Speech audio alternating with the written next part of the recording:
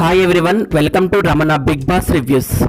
Big Boss 7 Telugu 14వ వారం ఎవరు ఎలిమినేట్ అవుతారనే ఉత్కంఠ మధ్య రోహిణి ఎలిమినేట్ అయింది.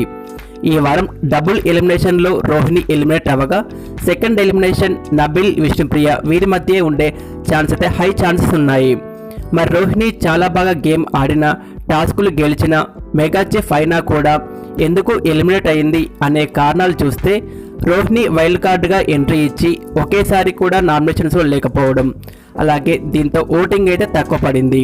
అలాగే వైల్డ్ కార్డ్ ఎంట్రీ ఇవ్వడం, అలాగే ఈ వీక్ నామినేషన్స్లో అందరూ కూడా స్ట్రాంగ్ కంటెస్టెంట్స్ ఉండడం, టాస్కులు ఈ వారం ఎక్కువ స్కోప్ కూడా లేకపోవడం లాంటి కారణాల వల్ల రోహిణికి అయితే ఓటింగ్ తక్కువ పడింది. లీస్ట్ ఓటింగ్ కారణాల వల్ల రోహిణి ఎలిమినేట్ అయింది. మరి రోహిణి ఎలిమినేషన్ గురించి మీ ఒపీనియన్ కామెంట్ చేయండి.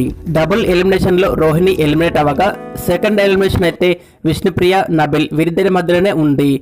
మరి ఈ వీడియో నచ్చితే లైక్ చేసి మరెన్నో బిగ్ బాస్ వీడియోస్ కోసం మా ఛానల్ని సబ్స్క్రైబ్ చేయండి. Thanks for watching.